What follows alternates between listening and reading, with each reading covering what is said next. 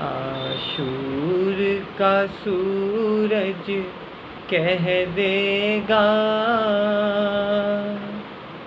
خاموش کنارہ کہہ دے گا، جو بات کے اصغر کہہ نہ سکے، بہتا ہوا دریا کہہ دے گا۔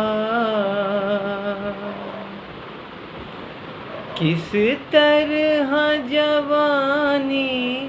خاک ہوئی، لیلا کا کلیجہ کہہ دے گا، بہتے ہوئے آنسو کہہ دیں گے، اترا ہوا چہرہ کہہ دے گا، احمد کی نواسی کالم اٹھتا ہوا پردہ کہہ دے گا، کس طرح چھنی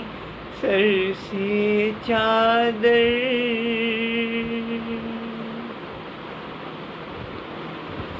کس طرح چھنی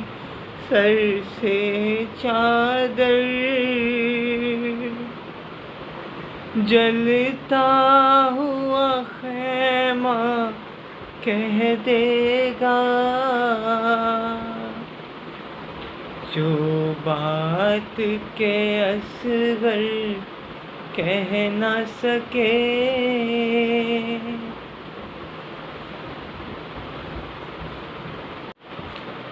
السلام علیکم ناظرین، آج میں نے اس ویڈیو کے لیے کچھ تیاری نہیں کی ہے، کچھ لکھا نہیں ہے، کچھ بھی محنت نہیں کی ہے۔ سب سے پہلے تو معذرت، یہ تیسری ویڈیو ہے اور محرم کی ہے، جبکہ محرم کا مہینہ چل رہا ہے تو پہلی ویڈیو یہ ہونی چاہیے تھی بے شک، مگر ذرا دیر سے سمجھ میں آیا، دھیان نہیں ہوتا۔ کربلا صرف ایک واقعے کا نام نہیں ہے، کربلا اس درس کا نام ہے جو مذہب کی بنیادوں سے، مذہب کی دیواروں سے اوپر اٹھ کے فقط انسانیت کے لیے دیا گیا ایک درس ہے۔ جب ہم کربلا کی ڈسکشن کرتے ہیں تو ہم یہ تو کہتے ہیں کہ اسلام کو بچایا گیا کربلا سے، جو کہ سچ بھی ہے، مگر کربلا نے جو درس دیا ہے، اس درس نے کہیں نہ کہیں انسانیت کو بچایا ہے۔ اس درس نے مسلمان اور مومن کے بیچ کے فرق کو سمجھایا ہے۔ سیدھی سی بات ہے،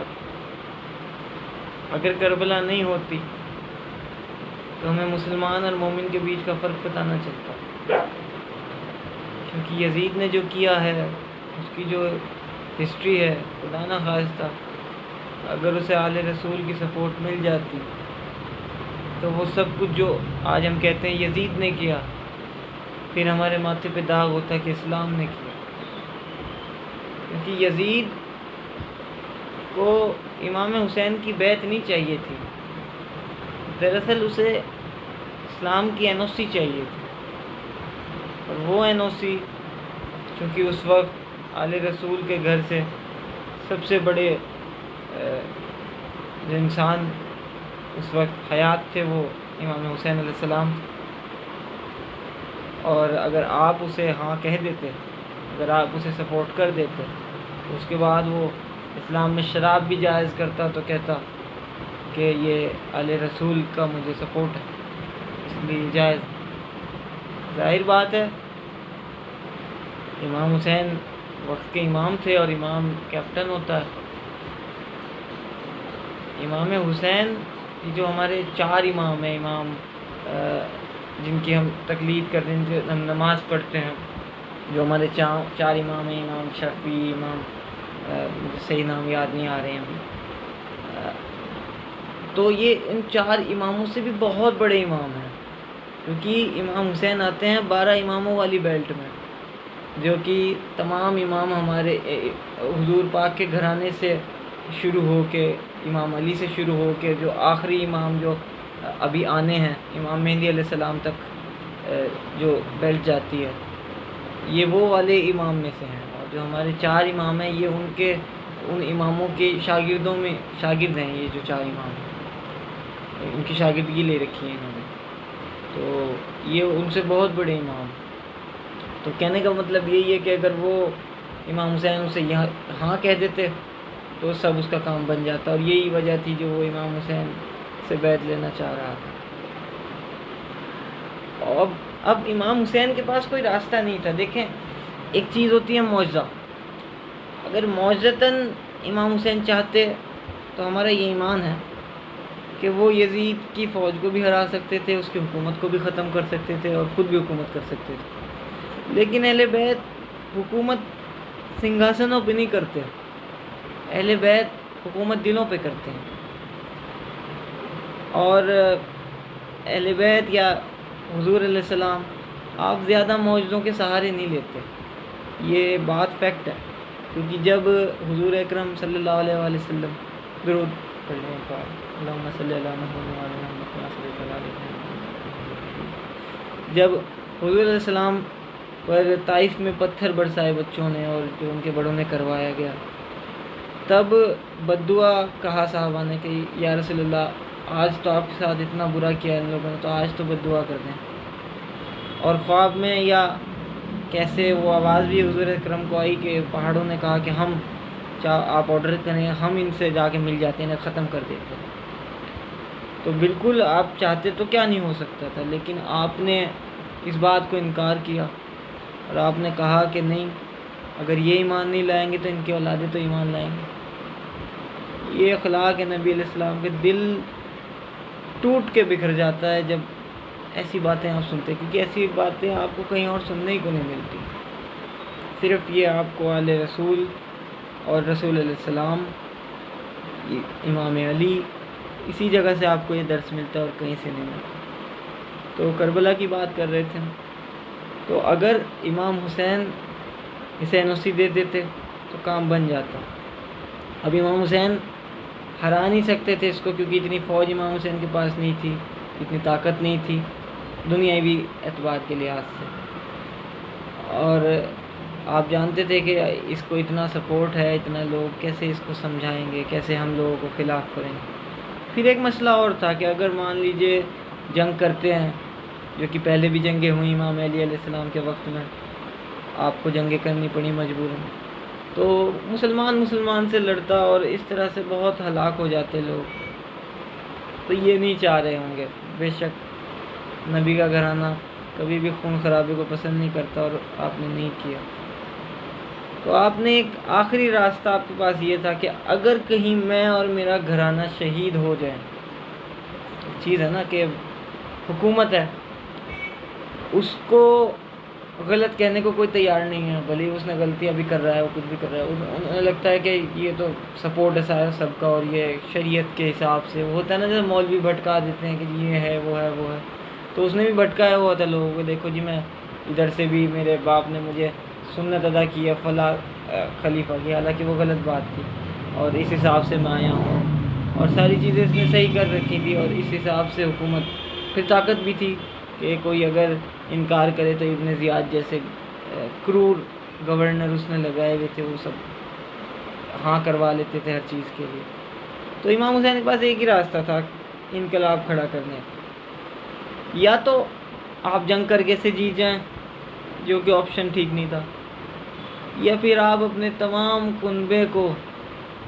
شہید کرا دیں۔ آپ کا کنبہ شہید ہونے کا مطلب جب یہ رپورٹ پورے معاشرے میں جاتی تو لوگوں کو یہی ہوتا کہ یہ آدمی ٹھیک نہیں ہے، کیونکہ اس نے تو حضور پاک کے گھرانے کو شہید کر دیا پورے کے پورے۔ تو اس کے خلاف ایک انقلاب برپا ہو جائے گا، اور پھر وہ انقلاب اس کی تمام جو خرافات یہ کر رہا ہے اس کو ڈھا دے گا، کیونکہ نبی علیہ السلام کی ایک حدیث ہے کہ میری امت کبھی گمراہی پہ اکٹھی نہیں ہوگی۔ ظاہر ہے امت نے اکٹھا ہونا ہے آپ کی شہادت کے بعد، اور وہ گمراہی نہیں ہے، تو یہ بھی ایک ثبوت بن جائے گا۔ تو یہ مجبوری تھی، یا یہ کہیں کہ یہ پہلے سے پیشن گوئی بھی تھی کہ امام حسین علیہ السلام ایک دن شہید ہوں گے، جگہ کا نام بھی پتہ تھا، سب جانتے بھی تھے۔ تو امام حسین کو خبر تھی کہ مجھے ایک دن یہ کرنا ہی ہے، اور امام حسین نے وہ کیا۔ جب آپ کربلا، دراصل کربلا جانا نہیں تھا امام حسین کو جانا تھا عراق، جہاں پہ ابن زیاد کی حکومت آ چکی تھی تب تک۔ اس سے پہلے ایک اور تھا، مگر پھر یہ جو یزید نے اسے بھیجا ہے، اور یزید نے جو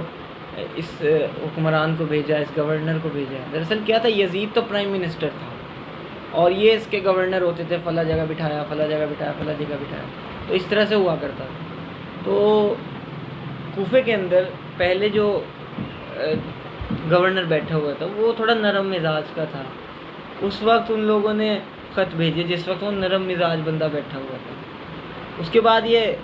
یزید کو پتہ چلا کہ اس طرح کی سرگرمیاں ہو رہی ہیں، اور ہزاروں کی تعداد میں خط امام حسین کو پہنچائے جا چکے ہیں، اور وہ آنے کے لیے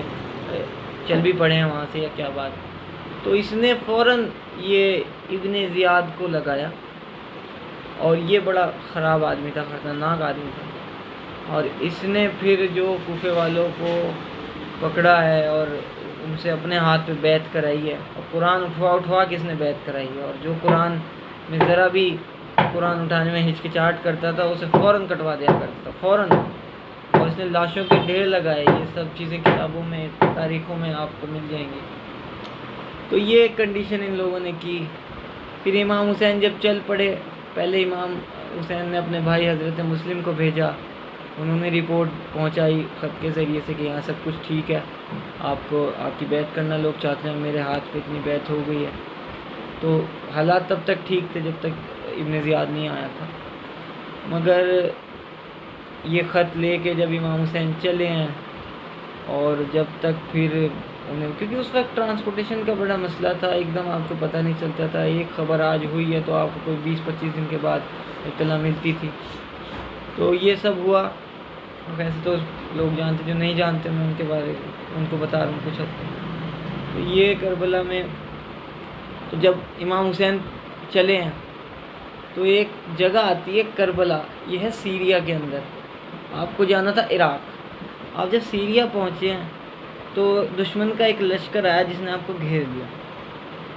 وہ لشکر تھا ہر کا لشکر، ہر کی بھی کہانی بتاؤں گا۔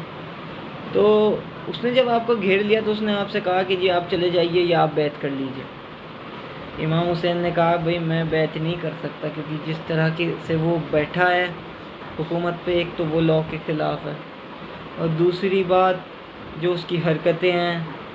وہ اسلام کے خلاف ہیں، اور اگر میں نے ہاں کر دی تو وہی این او سی لینے والی بات ہو جائے گی۔ تو حر نے کہا کہ جی میں آپ کو یہاں سے جانے نہیں دے سکتا، آگے مجھے آرڈر ہے۔ یہاں نے کہا ٹھیک ہے، تو وہیں پہ بندک بنا لیا گیا تھا ایک طرح سے، دیکھو۔ مگر حر جو تھا، حر کو کچھ بات سمجھ میں آ گئی تھی امام حسین علیہ السلام کی، اور دھیرے دھیرے اس کو دیکھیں اللہ جسے ہدایت چاہے دے دے، اور حر کو اتنی ہدایت ہوئی کہ یزید کی باقی سینا آنے سے پہلے ہی وہ امام حسین کے لشکر میں شامل ہو گیا تھا، الحمدللہ۔ اور اس کے لیے ایک شعر ہے کہ جہاں پہ حر بنائے جاتے ہیں کارخانہ میرے حسین کا ہے۔ تو وہ حر صاحب، وہ حضرت حر تھے جن کا آج بہت عزت سے نام لیا جاتا ہے۔ اس کے بعد وہ یزید کی فوج سے لڑے بھی اور شہید بھی ہو گئے، اور امام حسین کے ساتھیوں میں۔ خیر یہ تو ہسٹری ہے، مگر کربلا کے بارے میں جتنی بھی بات کریں آپ بہت تھوڑی سی بات ہوتی ہے، اور اس کے اندر جو کردار ادا کیے گئے ہیں، چاہے جناب حر ہیں، سیدہ زینب ہیں، حضرت زینب اسلام کی بڑی عورتوں میں سے ایک عورت ہیں، اور اپنے وقت کی تو میرے خیال سب سے بڑی عورت ہیں، اور آپ کا جو کردار اس میں رہا ہے، میں سلیوٹ کرتا ہوں ہماری ہر ماں بہن کو، بلکہ ہر انسان کو، کیونکہ کربلا کوئی اسلام کی باؤنڈری میں نہیں آتا، کربلا تو تمام انسانوں کے لیے، جیسے ہمارے نبی علیہ السلام تمام انسانوں کے لیے ہیں، تو ہر لڑکی کو حضرت زینب کو فالو کرنا چاہیے،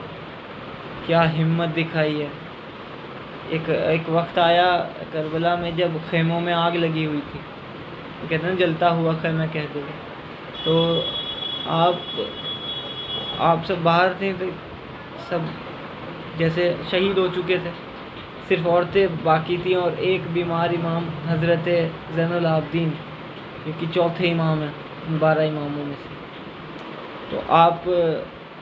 خیموں کے اندر تھے، کیونکہ آپ کو ٹائیفائڈ تھا، شاید کیا بیماری تھی، اسے ٹائیفائڈ کہیں گے شاید آج کے بعد، تو آپ نہیں اٹھ سکتے تھے پلنگ سے۔ جب سب باہر آئے تو انہیں یاد آیا کہ زین العابدین تو اندر ہے، آپ جلتے ہوئے خیمے میں گئیں، جوان امام زین العابدین، آپ کی ایج 55 سال کی عورت، آپ کندھے پہ اٹھا کے انہیں آگ میں سے بچا کے لے کے آئی۔ اس عورت کا اتنا احسان ہے امت مسلمہ پہ کہ جس کو بتایا نہیں جا سکتا۔ اور یزید کے دربار میں کمبخت یزید نے کہا، جب آپ سر لے کے امام حسین کا یہ لوگ پہنچے ہیں، آپ کے سروں پہ ردا بھی نہیں تھی، چادر بھی نہیں تھی، تو جو بےعزتیاں انہوں نے کی ہیں اس کا تو خیر ذکر ہی نہیں کیا جا سکتا، میرے اندر ہمت نہیں ہے میں وہ پڑھوں۔ جب آپ پہنچی ہیں وہاں تو اس نے کمبخت نے کہا کہ آج تمہارا ڈرامہ ختم ہو گیا زینب، مطلب اسلام، مطلب وہ جو ایک سسٹم ہے، وہ جو جس کی وجہ سے ہم زندہ ہیں، یہ کہیے، وہ اس کمبخت نے کہا کہ آج تمہارا ڈرامہ ختم ہو گیا۔ تو اچانک اذان کی آواز آئی، اشہد لا الہ محمد رسول اللہ، جب وہ نبی علیہ السلام کا ذکر آیا تو آپ نے کہا کہ یہ جو تو ڈرامہ کہہ رہا ہے، یہ ڈرامہ ختم نہیں ہونے والا، یہ جو آواز آ رہی ہے یہ میرے نانا کی آواز ہے، تیرے نانا کی آواز نہیں، اور یہ آواز قیامت تک آئے گی۔ جان دینے کا جی چاہتا ہے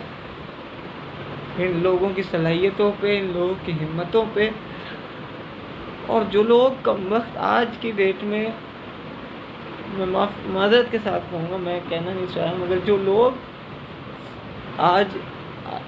کربلا کے ذکر کو روک رہے ہیں، کچھ تو ان میں سے وہ لوگ ہیں جو بیچارے نادان ہیں، انہیں پتہ نہیں کچھ، ان کی تو کوئی غلطی نہیں، مگر جو لوگ ریال لے کے یا درہم لے کے اس بیان کو روکنے کی کوشش کر رہے ہیں، وہ بالکل اس لشکر میں ہیں یزید کے، اور اللہ ان کا انجام، میں تو یہ کہوں گا یزید کے ساتھ ہی کر، حالانکہ بددعا نہیں دینی چاہیے، مگر غصہ اتنا آتا ہے کہ ایک طرف کنبہ کٹ گیا ہے، کنبہ، اور دوسری طرف یہاں ذکر کرنے کو کوئی تیار نہیں۔ یہ جو بات کرتے ہیں جی کربلا میں ہوا کیا ہے، میں آپ سے کہتا ہوں، آپ کو کوئی چھوٹی بچہ ہوگا، کوئی چھوٹی بچی ہوگی 2 سال کی، 1.5 سال کی، 6 مہینے کی، سوچ کے دیکھیں آپ کہ آپ ایک جگہ موجود ہوں، آپ 3 دن سے پیاسے ہوں، اور آپ 3 دن سے آپ کی بچی بھی، آپ کا بچہ بھی پیاسا ہو، اور آپ جائیں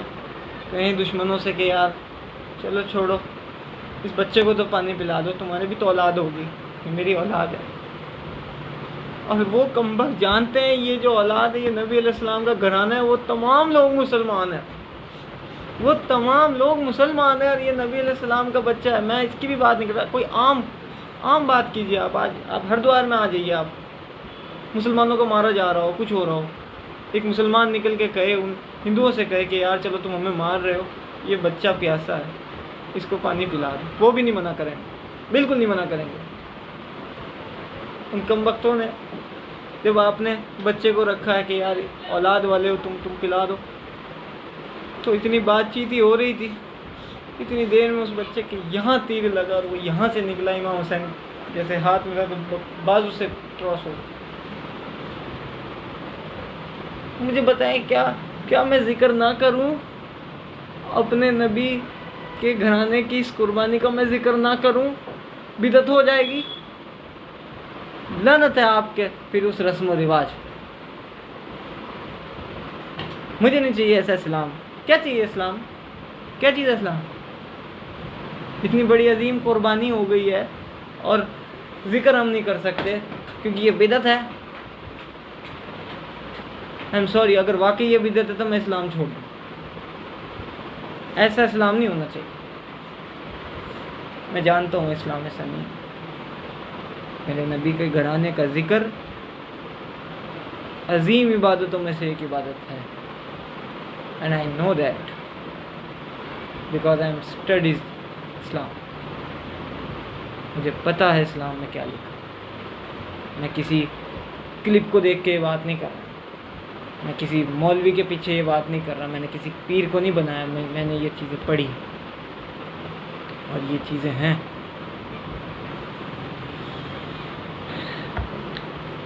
یہ بات چیت آج ہو رہی تھی تو میں نے سوچا کہ آج اسلام کے بارے میں ڈسکس کرنی تھی کوئی, تو کیونکہ ہمارے چینل میں مذہب کی بھی بات ہے تو کربلا سے اچھا ڈسکشن کوئی ہو نہیں سکتا. ظاہر ہے بہت چھوٹی سی بات کی ہے, بہت چھوٹی سی کلپ ہے, تو میں اس پہ یہ بھی نہیں کہوں گا آپ کو پسند آئی ہو نہیں آئی ہو. نہ آپ کو پسند آیا تو مجھے کوئی وہ امام حسین کا ذکر ہے, جو محبت کرنے والا ہوگا وہ پسند کرے گا. تو بہت شکریہ. السلام علیکم. علی فاطمہ کی نگاہوں کا تارا چلا رن میں جس دم نبی کا دولارا تھا چاروں ہی جانب قیامت کا سایہ. زمین پھٹ گئی آسماں تھر تھر آیا, ہر ایک آنکھوں میں آ گیا غم کا پانی. ہر ایک آنکھوں میں آ گیا غم کا پانی, لوٹی کربلا میں نبی کی نشانی.